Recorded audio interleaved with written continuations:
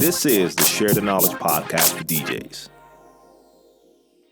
So now we have a question about timing, about counting, and this one is a pretty interesting. And the name of the question was question about the 6/8 time signature.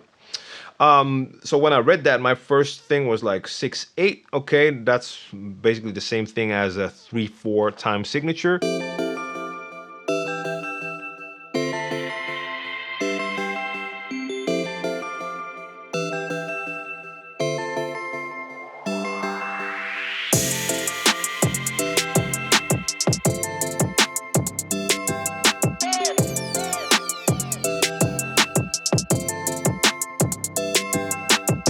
So that's that. Not really going to get into that much more than that. I'm going to get into the question. And the question from Christian is, I have a question about how to properly count the 6/8 time signature. At the moment, I'm struggling to count 6/8 as opposed to 4/4, which is way easier. I have a hard time finding the exact first beat or the one. And when I do find it, I struggle to maintain that count. It may just be because the kick and drums are all over the place. The song I found is called J Dilla High, which has that 6/8 intro, which changes to 4/4. I'm just having issues with the 6/8. So yes, High from Dilla, from the Donuts album, it has sort of an intro where you hear music playing, and that music is playing in that 3/4 time signature. Problem first off with that song is the beginning, it kind of fades in. So you're not really hearing a one count. It just basically starts. So there you're already in trouble because you can't really count it from the start. But second, if I remember correctly, it's not like that intro is like a nice even amount of bars. It's a couple of counts and then it just switches to 4/4.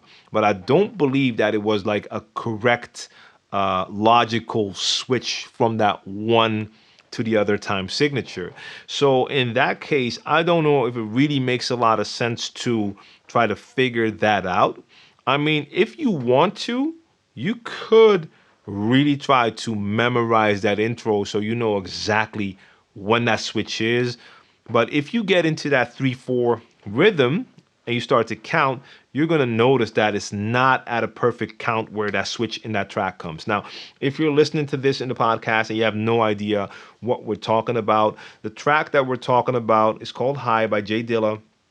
And that intro, I'm just going to bring it up in the background. I don't know if the mic is going to really be able to catch that because I have Spotify right here. That should be easy to get in there. Let's see. Where's my volume? So you got that. You could do that 1, 2, 3, 1, 2, 3. Because those snares are all on a count. But if you just follow that snare, like right there, you get that switch, but that switch comes right after a snare.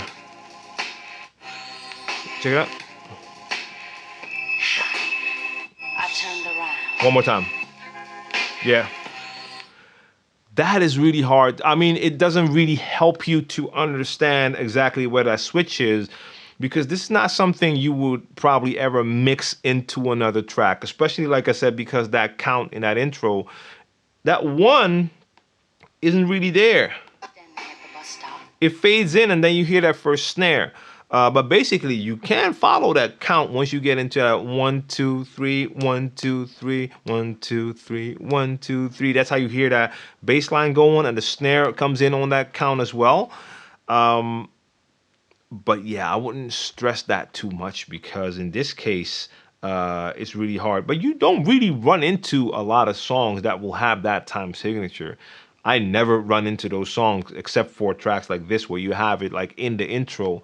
But I can bet you like most people that play High, if they were to mix it, they would just start from where that 4/4 time signature begins. That's the most logical point to take that track if you're going to blend it into something else.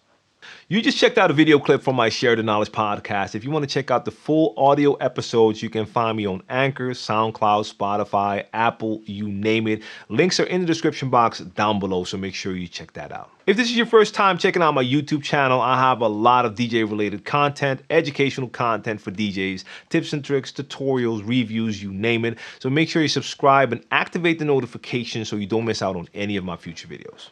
See you next time.